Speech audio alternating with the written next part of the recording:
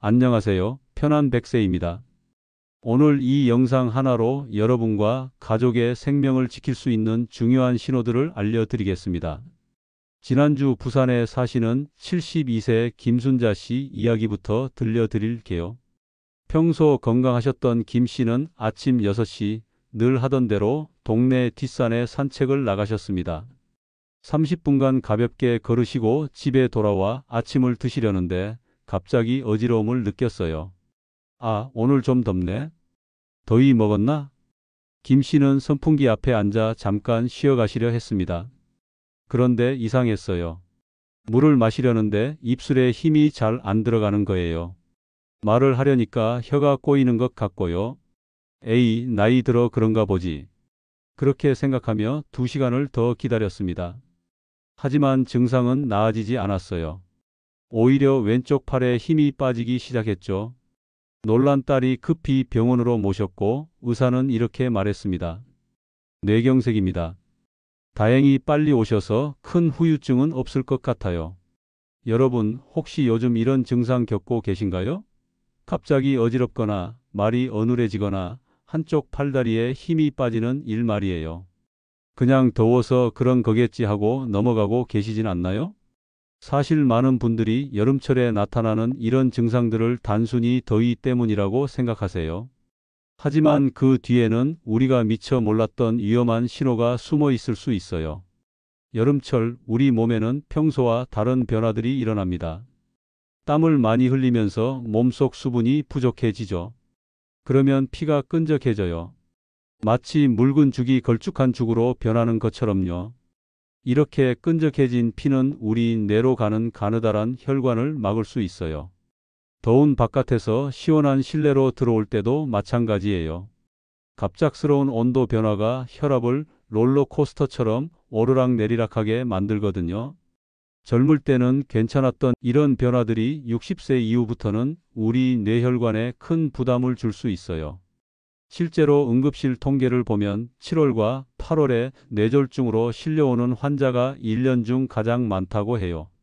특히 아침 6시부터 10시 사이, 그리고 저녁 6시부터 8시 사이에 집중적으로 발생하고요.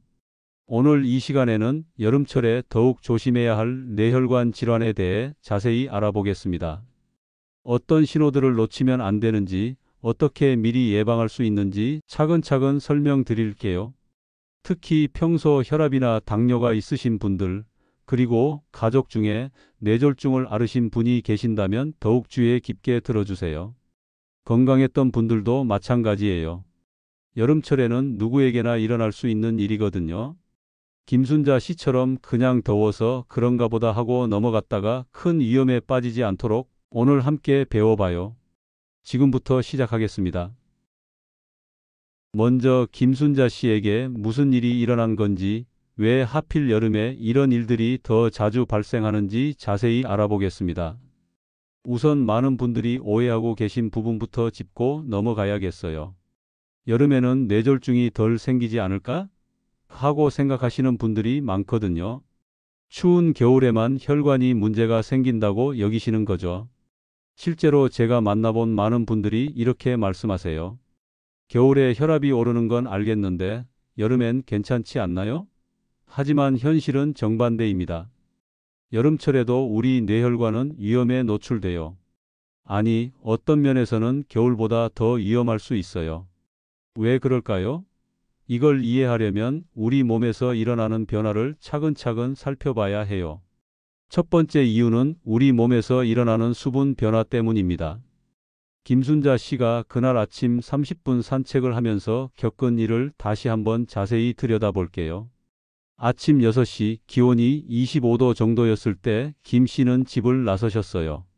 그런데 30분 후 집에 돌아올 때는 기온이 벌써 30도까지 올라가 있었죠. 이 짧은 시간 동안 김 씨 몸에서는 엄청난 양의 땀이 나왔어요. 보통 이런 날씨에 30분 정도 걸으면 얼마나 많은 땀이 날까요? 대략 300에서 500ml 정도예요. 이건 작은 생수병 한 개의 분량이에요. 만약 1시간 이상 운동을 한다면 1리터에서 1리터 500ml까지도 나올 수 있어요. 큰 페트병 1개 반 정도 되는 양이죠. 그깟 물 1병 정도야 뭐 대수롭지 않지 하고 생각하실 수도 있어요. 하지만 우리 몸에서 이 정도 수분이 빠져나가면 혈액에는 놀라운 변화가 일어나요. 평소 우리 피는 물이 80%를 차지해요. 나머지 20%가 적혈구, 백혈구, 혈소판 같은 고체 성분들이고요. 그런데 땀으로 수분이 빠져나가면 이 비율이 달라져요. 물은 줄어들고 고체 성분은 그대로니까 피가 점점 끈적해지는 거예요. 이걸 쉽게 이해하려면 된장찌개를 끓이는 걸 생각해 보세요. 처음에는 물을 많이 넣어서 묽게 시작하잖아요. 그런데 오래 끓이면 물이 증발하면서 점점 걸쭉해지죠. 우리 피도 마찬가지예요. 탈수가 되면 마치 오래 끓인 된장찌개처럼 끈적해져요. 이렇게 끈적해진 피는 우리 몸 곳곳으로 흘러가는데 어려움을 겪어요. 특히 뇌로 가는 혈관은 정말 가늘거든요. 가장 가는 모세혈관은 머리카락의 10분의 1 정도밖에 안 돼요. 이런 가느다란 통로를 끈적한 피가 지나가려니까 막힐 위험이 높아지는 거예요. 더 심각한 건 이런 현상이 나이가 들수록 더 빨리, 더 심하게 나타난다는 거예요. 20대, 30대 젊은 분들은 같은 양의 땀을 흘려도 몸에서 빨리 회복해요. 하지만 60세 이후부터는 한번 탈수가 되면 회복하는데 시간이 오래 걸려요. 그런데 여기서 끝이 아니에요. 두 번째 위험 요소가 바로 우리가 매일 경험하는 온도 변화입니다. 김순자 씨가 그날 경험한 온도 변화를 시간순으로 정리해 볼게요. 아침 6시 집에서 나갈 때는 25도, 산책 중에는 30도, 그리고 집에 돌아와서는 에어컨이 켜진 22도 실내로 들어오셨어요. 불과 1시간 사이에 8도나 오르락 내리락한 거죠. 이런 온도 변화가 우리 혈압에 미치는 영향은 생각보다 훨씬 커요. 더운 곳에 있으면 우리 몸은 열을 식히려고 혈관을 넓혀요. 그러면 혈압이 내려가죠. 반대로 시원한 곳에 들어오면 혈관이 다시 좁아지면서 혈압이 올라가고요. 젊을 때는 이런 변화가 부드럽게 일어나요. 마치 새 고무줄이 늘어났다 줄어들었다 하는 것처럼 자연스럽죠. 하지만 나이가 들면서 혈관의 탄력이 떨어져요. 오래 쓴 고무줄처럼 딱딱해지고 잘 늘어나지 않게 되는 거예요. 그래서 혈압이 급격하게 변할 때 혈관이 그 변화를 견디지 못해요. 갑자기 높아진 압력을 못 견뎌서 터지거나 반대로 혈관이 과도하게 좁아져서 피가 흐르지 못하게 되는 거예요. 특히 에어컨이 있는 실내와 뜨거운 실외를 자주 오가는 여름철에는 이런 위험이 더 커져요. 하루에도 몇 번씩 혈압이 롤러코스터를 타는 것처럼 오르락 내리락 하거든요. 실제로 연구 결과를 보면 놀라운 사실이 나와요. 실내외 온도차가 5도 이상 날 때 뇌졸중 발생률이 평소보다 30%나 증가한다고 해요. 10도 이상 차이가 나면 50%까지 올라간다고 하고요. 여기에 더해서 세 번째 위험 요소가 있어요.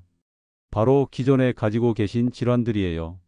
먼저 고혈압이 있으신 분들을 살펴볼게요. 정상 혈압은 수축기 120, 이완기 80 미만이에요. 하지만 고혈압이 있으신 분들은 평소에도 이보다 높은 압력이 혈관에 걸려 있어요. 여기에 여름철 탈수까지 더해지면 상황이 더 나빠져요. 혈액이 끈적해지면서 심장이 더 세게 뛰어야 하거든요. 평소 142던 혈압이 160, 170까지 올라갈 수 있어요. 이렇게 되면 혈관이 터질 위험이 급격히 높아져요. 당뇨가 있으신 분들은 또 다른 위험에 노출돼요. 당뇨가 있으면 평소에도 혈관벽이 손상되기 쉬운 상태예요. 마치 오래된 수도관 벽에 녹이 쓴 것처럼 울퉁불퉁해져 있어요. 여기에 끈적한 피가 흐르면 더 쉽게 막힐 수 있어요. 실제로 당뇨 환자의 여름철 뇌졸중 발생률은 일반인보다 2배에서 3배까지 높다고 해요. 특히 혈당 조절이 잘 안 되시는 분들은 더욱 위험해요. 심장병이 있으신 분들 역시 주의하셔야 해요. 심장이 끈적한 피를 온몸으로 보내려면 평소보다 더 힘들게 일해야 하거든요. 이미 약해진 심장에게는 큰 부담이 될 수 있어요. 심장이 무리하게 일하면서 부정맥이 생기거나 심한 경우 심장마비까지 올 수 있어요. 그런데 정말 놀라운 건 평소 건강하다고 생각했던 분들에게도 이런 일이 일어날 수 있다는 거예요. 김순자 씨처럼 말이에요. 김 씨는 평소 혈압도 정상이었고 당뇨도 없었어요. 1년에 한 번씩 건강검진을 받으셨는데 아주 건강하시네요 라는 소리를 들으셨거든요. 하지만 60세 이후부터는 겉으로 보기에 건강해도 혈관에 노화가 시작돼요. 마치 새 차와 10년 된 차가 같은 길을 달려도 엔진에 무리가 다르게 가는 것처럼 같은 상황에서도 나이 든 혈관은 더 쉽게 문제가 생길 수 있어요. 실제로 병원 응급실 통계를 보면 정말 충격적이에요. 7월과 8월 이 2달 동안 뇌졸중으로 응급실에 오시는 환자가 1년 중 가장 많아요. 평소보다 20%나 더 많다고 해요. 이 중에서 절반 정도가 평소 특별한 병이 없던 분들이에요. 더 놀라운 건 시간대별 통계예요. 아침 6시부터 10시까지 그리고 저녁 6시부터 8시까지 집중적으로 발생해요. 왜 이 시간대일까요? 아침 시간대를 먼저 살펴볼게요. 우리가 잠에서 깨어나면서 몸에서는 자연스럽게 혈압을 올리는 호르몬이 나와요. 하루 일과를 준비하라는 신호인 거죠. 평소에는 문제 없지만 여기에 더운 날씨와 탈수까지 더해지면 혈관에 가해지는 부담이 커지는 거예요. 저녁 시간대는 하루 종일 쌓인 탈수와 피로가 절정에 달하는 시간이에요. 아침부터 저녁까지 더위에 노출되면서 몸속 수분이 많이 빠져나간 상태거든요. 게다가 하루 종일 스트레스를 받으면서 혈압도 높아져 있고요. 이런 여러 요인들이 겹치면서 어제까지만 해도 멀쩡했는데 갑자기 왜 이런 일이? 하는 상황이 만들어지는 거예요. 김순자 씨도 바로 이런 경우였어요. 그럼 이런 위험한 상황에서 우리 몸은 어떤 신호를 보낼까요? 어떤 증상들이 나타날 때, 이건 단순히 더위 때문이 아니구나라고 알아차릴 수 있을까요? 지금부터 그 조용하지만 중요한 경고 신호들에 대해 자세히 알아보겠습니다. 김순자 씨가 그날 아침 겪었던 증상들을 다시 한번 차근차근 살펴보면서 시작해 볼게요. 김 씨는 처음에 그냥 어지러워서 더위 먹었나 보다 하고 생각하셨어요. 하지만 시간이 지나면서 이상한 점들이 하나둘 나타나기 시작했죠. 가장 먼저 나타난 건 말하는데 문제가 생긴 거였어요. 물을 마시려고 하는데 입술에 힘이 제대로 들어가지 않았어요. 그리고 평소처럼 물 좀 가져다 줄래? 하고 말하려는데 혀가 꼬이는 것 같았고요. 이런 증상이 바로 뇌졸중의 첫 번째 경고 신호예요. 말하기와 관련된 변화들 말이에요. 우리가 말을 할 때는 뇌의 여러 부분이 함께 일해야 해요. 무엇을 말할지 생각하는 부분, 혀와 입술을 움직이게 하는 부분, 목소리를 내는 부분이 모두 협력해야 하거든요. 그런데 뇌로 가는 피가 막히거나 뇌혈관이 터지면 이 중 어느 한 부분이라도 제대로 일하지 못하게 돼요. 그러면 어떤 변화들이 나타날까요? 첫 번째는 발음이 어눌해지는 거예요. 평소에 감사합니다라고 또박또박 말하던 분이 갑자기 감사합니까? 이런 식으로 발음이 흐려져요. 특히 기역, 디귿, 비읍 같은 소리를 내기 어려워 하시는 경우가 많아요. 두 번째는 말의 속도가 느려지는 거예요. 평소보다 말을 천천히 하게 되고 중간중간 멈추는 시간이 길어져요. 마치 무슨 말을 할지 생각하느라 시간이 오래 걸리는 것처럼 보이죠. 세 번째는 단어가 생각나지 않는 거예요. 그거 말이야. 뭐라고 하지? 이런 식으로 평소에 잘 쓰던 단어들이 갑자기 기억나지 않아요. 특히 물건의 이름이나 사람 이름을 말할 때 이런 현상이 자주 나타나요. 김순자 씨도 바로 이런 증상들을 겪으셨어요. 처음에는 나이 들어서 그런가 보다 하고 넘어가려 하셨지만 시간이 지나면서 더 이상한 일들이 생기기 시작했어요. 바로 몸의 움직임에 문제가 생긴 거였어요. 물컵을 들려고 하는데 왼쪽 팔에 힘이 제대로 들어가지 않았어요. 평소 같으면 가볍게 들 수 있는 물컵이 무겁게 느껴졌죠. 이게 바로 두 번째 경고 신호예요. 운동 기능에 나타나는 변화들이에요. 우리 뇌에서 몸의 움직임을 담당하는 부분은 정말 정교하게 만들어져 있어요. 오른쪽 뇌는 왼쪽 뇌는 오른쪽 몸을 조절하거든요. 그래서 뇌의 한쪽에 문제가 생기면 반대편 몸에 증상이 나타나요. 가장 흔한 증상은 한쪽 팔다리에 힘이 빠지는 거예요. 갑자기 한쪽 팔을 들어 올리기 어려워지거나 한쪽 다리에 힘이 없어서 절뚝거리게 돼요. 김순자 씨처럼 물컵 같은 가벼운 물건도 들기 어려워지는 거죠. 두 번째는 손가락의 세밀한 움직임이 어려워지는 거예요. 젓가락질을 할 때 음식을 집기 어렵거나 단추를 끼우기 힘들어져요. 글씨를 쓸 때도 평소보다 삐뚤빼뚤해지고요. 세 번째는 걸을 때 균형을 잡기 어려워지는 거예요. 평소에는 생각 없이 걷던 길인데 비틀거리게 되거나 한쪽으로 자꾸 기울어져요. 계단을 오르내릴 때 특히 위험해지죠. 실제로 지난달에 만난 70세 박정수 씨 이야기를 들려드릴게요. 박 씨는 평소 아침마다 신문을 보시는 게 일과였어요.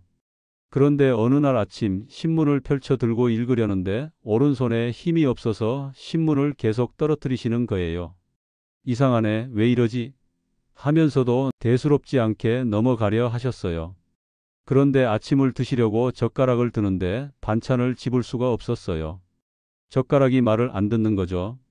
다행히 옆에 있던 부인이 이상하다고 생각하셔서 바로 병원에 모셨어요. 검사 결과 작은 뇌경색이었죠. 빨리 발견해서 큰 후유증 없이 회복하셨지만 만약 그냥 넘어갔다면 어떻게 됐을지 모르는 일이었어요. 이런 몸의 변화와 함께 나타나는 세 번째 신호가 있어요. 바로 정신 상태의 변화예요. 김순자 씨 가족이 가장 이상하다고 느꼈던 건 김 씨가 갑자기 멍한 상태가 되신 거였어요.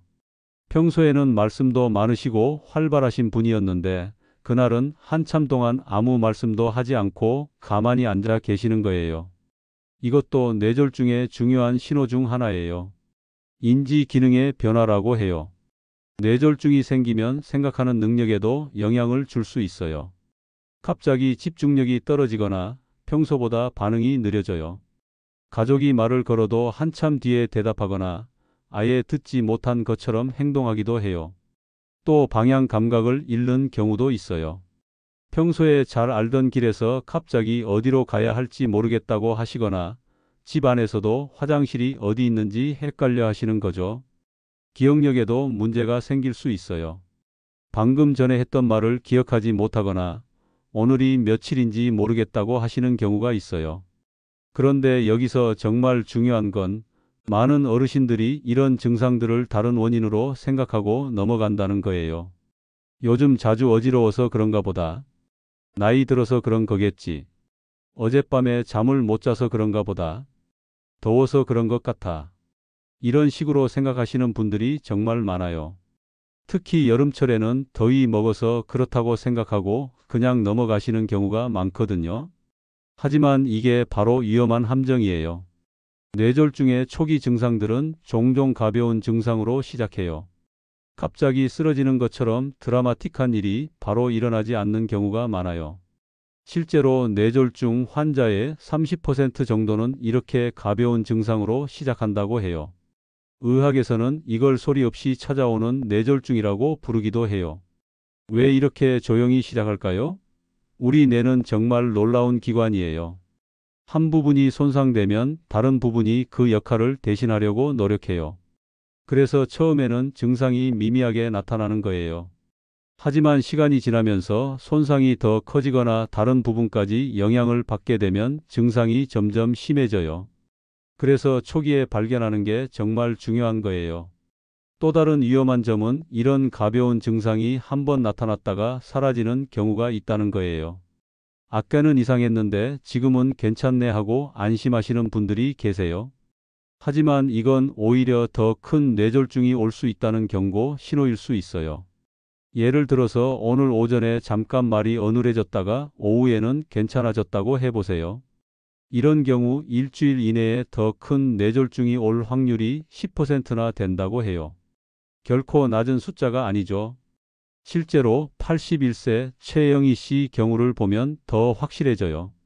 최 씨는 어느 날 오후 갑자기 왼쪽 팔에 힘이 빠지는 걸 느꼈어요. 하지만 30분 정도 지나니까 다시 정상으로 돌아왔어요. 그냥 잠깐 이상했던 거구나 하고 넘어가셨는데 사흘 뒤 훨씬 심한 뇌경색이 왔어요. 이번에는 왼쪽 팔다리 전체에 마비가 와서 지금도 재활 치료를 받고 계세요.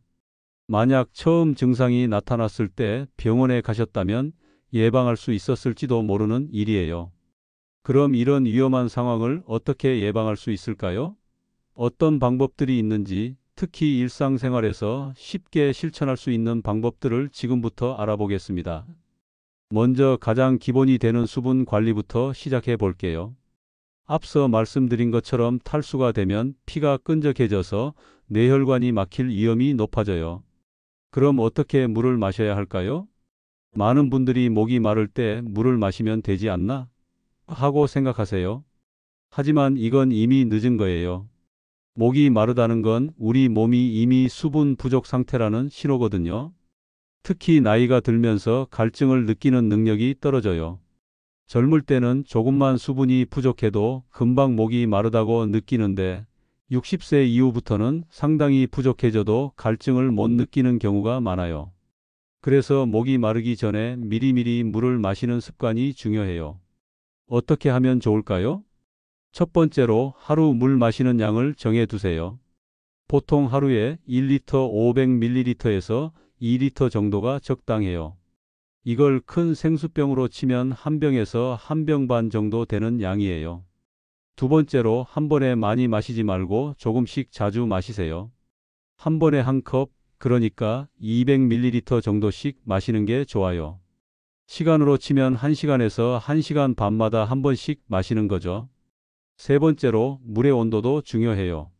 너무 차가운 물은 피하세요. 냉장고에서 막 꺼낸 차가운 물을 갑자기 많이 마시면 혈관이 급격히 수축할 수 있어요. 미지근한 물이나 상온의 물이 좋아요. 네 번째로 특별히 조심해야 할 음료들이 있어요. 커피나 녹차 같은 카페인이 들어간 음료는 오히려 수분을 빼앗아가요. 술도 마찬가지고요. 이런 음료를 마신 후에는 물을 더 마셔주셔야 해요. 실제로 84세 이순자 씨는 이런 물 마시기 습관으로 건강을 지키고 계세요. 이 씨는 매일 아침 일어나자마자 미지근한 물 한 컵을 마시고 시작하세요.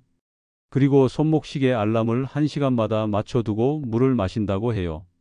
처음에는 번거로웠는데 이제는 습관이 돼서 자연스럽게 마시게 돼요. 확실히 예전보다 몸이 한결 가벼워진 느낌이에요 라고 말씀하시더라고요. 수분 관리와 함께 또 중요한 게 바로 혈압 관리예요. 혈압이 갑자기 오르거나 내리면 뇌혈관에 무리가 갈 수 있거든요. 혈압을 제대로 재는 방법부터 알아볼게요. 많은 분들이 혈압을 잘못 재고 계세요. 먼저 언제 재야 할까요? 가장 좋은 시간은 아침에 일어나서 1시간 이내예요. 그리고 저녁에는 식사하기 전에 재는 게 좋고요. 하루에 2번 같은 시간에 재는 습관을 들이세요. 혈압을 재기 전에는 5분 정도 조용히 앉아서 마음을 편히 가지세요. 바로 재면 정확하지 않아요. 그리고 측정하는 팔은 항상 같은 팔로 하세요. 보통 왼팔로 재는 게 정확해요. 혈압계 커프는 팔꿈치에서 2cm 정도 위에 감으세요. 너무 꽉 조이지도 말고 너무 헐겁지도 않게 손가락 하나 정도 들어갈 만큼 여유를 두세요. 재는 동안에는 말하지 마시고 다리를 꼬지 마세요. 그리고 한 번만 재지 말고 2, 3분 간격으로 두세 번 재서 평균을 내세요. 여름철에는 특히 혈압 관리에 신경을 써야 해요. 더위 때문에 혈압약을 줄여도 되지 않을까? 하고 생각하시는 분들이 계신데 절대 그러시면 안 돼요. 의사와 상의 없이 약을 임의로 조절하면 큰 위험이 될 수 있어요. 오히려 여름철에는 탈수 때문에 혈압이 더 오를 수 있거든요. 평소보다 더 자주 체크하셔야 해요. 정상 혈압은 수축기 혈압이 120 미만, 이완기 혈압이 80 미만이에요. 만약 수축기가 140 이상이거나 이완기가 90 이상이면 고혈압이에요. 이런 경우에는 반드시 의사와 상담하세요. 78세 김철수 씨는 매일 아침 저녁으로 혈압을 재고 기록하고 계세요. 노트에 날짜와 시간 그리고 혈압 수치를 적어 두신다고 해요. 한 달에 한 번씩 병원에 가실 때 이 기록을 가져가서 의사 선생님께 보여드린다고 하고요. 기록을 해두니까 내 혈압이 어떻게 변하는지 한눈에 보여요. 의사 선생님도 이 기록을 보시고 약을 조절해 주시니까 훨씬 안심이 돼요 라고 말씀하시더라고요. 이제 정말 중요한 걸 알려드릴게요. 바로 뇌졸중이 의심될 때 즉시 확인할 수 있는 방법이에요. 이걸 패스트 체크법이라고 해요. F는 페이스, 그러니까 얼굴을 뜻해요. 의심되는 분에게 웃어보세요 라고 말해보세요. 만약 한쪽 입꼬리가 올라가지 않거나 얼굴이 한쪽으로 기울어진다면 뇌졸중을 의심해야 해요. A는 암즈, 팔을 뜻해요. 두 팔을 위로 들어보세요 라고 하고 10초 정도 기다려 보세요. 만약 한쪽 팔이 아래로 떨어지거나 한쪽 팔에 힘이 없다면 위험 신호예요. S는 스피치, 말하기를 뜻해요. 간장공장공장장이라고 말해보세요 라고 해보세요. 발음이 어눌하거나 말이 꼬인다면 뇌졸중일 가능성이 높아요. T는 타임, 시간을 뜻해요. 위 세 가지 중에서 하나라도 이상하다면 시간을 절대 끌지 마세요. 즉시 119에 신고하세요. 이 패스트 체크법은 가족들도 모두 알고 있어야 해요. 특히 함께 사시는 가족분들은 평소에 연습해 보시는 것도 좋아요. 실제로 82세 박영희 씨 가족 이야기를 들려드릴게요. 박 씨 며느리는 평소에 패스트 체크법을 알고 있었어요. 어느 날 아침 박 씨가 말이 잘 안 나와라고 하시길래 바로 체크해 보셨어요. 웃어보라고 했더니 오른쪽 입꼬리가 올라가지 않았어요. 팔을 들어보라고 했더니 오른팔에 힘이 없었고요. 간장공장공장장이라고 말해보라고 했더니 발음이 어눌했어요. 며느리는 바로 119에 신고했고 15분 만에 응급실에 도착했어요. 다행히 빨리 발견해서 치료를 받으시고 지금은 거의 회복하셨어요. 만약 며느리가 패스트 체크법을 몰랐다면 좀 더 지켜보자고 했을 수도 있어요. 그랬다면 지금처럼 회복하기 어려웠을 거예요. 마지막으로 여름철에 특히 주의해야 할 생활 수칙들을 말씀드릴게요. 첫 번째, 에어컨 온도를 너무 낮게 설정하지 마세요. 실외 온도와 5도에서 6도 차이까지만 나게 하세요. 너무 큰 온도차는 혈관에 무리를 줄 수 있어요. 두 번째, 외출할 때는 반드시 양산이나 모자를 챙기세요. 직사광선을 피하는 것만으로도 체온 상승을 많이 줄일 수 있어요. 세 번째, 약 복용 시간을 철저히 지키세요. 여름이라고 해서 혈압약이나 다른 약을 임의로 조절하면 안 돼요. 네 번째, 아침 일찍이나 저녁 늦게 운동하세요. 한낮에 뜨거운 시간대는 피하시고요. 이런 간단한 수칙들만 지켜도 여름철 뇌졸중을 충분히 예방할 수 있어요. 김순자 씨, 박정수 씨, 최영희 씨 같은 일이 여러분에게는 일어나지 않도록 말이에요. 그럼 오늘 함께 배운 이 모든 내용들을 한 번 더 정리해 보겠습니다. 오늘 함께 배운 이 모든 내용들을 정리해 보면 여름철 뇌졸중은 결코 남의 일이 아니라는 걸 아셨을 거예요. 더운 날씨로 인한 탈수와 급격한 온도 변화가 우리 뇌혈관을 위험에 빠뜨릴 수 있어요. 특히 60세 이후부터는 혈관의 탄력이 떨어져서 젊을 때보다 훨씬 민감하게 반응하죠. 하지만 너무 걱정하지는 마세요. 우리가 할 수 있는 일들이 충분히 있거든요. 첫 번째, 목이 마르기 전에 미리 물을 마시는 습관. 1시간에서 1시간 반마다 미지근한 물 한 컵씩만 마셔도 탈수를 예방할 수 있어요. 두 번째, 아침 저녁으로 혈압을 체크하는 것. 작은 변화도 놓치지 않고 기록해 두시면 의사 선생님께도 큰 도움이 돼요. 세 번째, 이상한 증상이 나타났을 때 패스트 체크법으로 빠르게 확인하는 것. 얼굴, 팔, 말하기 중 하나라도 이상하면 즉시 병원에 가는 거예요. 이 세 가지는 정말 어려운 일이 아니에요. 조금만 신경 쓰시면 누구나 할 수 있는 간단한 방법들이죠. 실제로 오늘 영상에서 만났던 이순자 씨, 김철수 씨, 박영희 씨 가족처럼 작은 실천으로 건강을 지키고 계신 분들이 많아요. 여러분도 충분히 하실 수 있어요. 무엇보다 가족들과 함께 이런 정보를 나누는 게 중요해요. 혼자서만 알고 있지 마시고 부모님이나 배우자, 자녀들에게도 알려주세요. 서로를 지켜줄 수 있는 가장 확실한 방법이거든요. 여름철 건강관리 생각만큼 어렵지 않아요. 오늘부터 하나씩 실천해 보세요. 몇 달 후에는 분명히 몸이 달라진 걸 느끼실 거예요. 오늘 영상이 도움이 되셨다면 구독과 좋아요, 알림 설정 버튼을 눌러주세요. 더 많은 분들이 이런 유익한 정보를 볼 수 있도록 함께 도와주시는 거예요. 그리고 앞으로 어떤 건강 주제를 다뤄줬으면 좋겠는지 댓글로 알려주세요. 여러분의 목소리에 귀 기울이며 더 유용한 내용으로 찾아뵙겠습니다. 무더운 여름 건강하게 잘 이겨내시길 바라며 다음 영상에서 또 만나요. 감사합니다.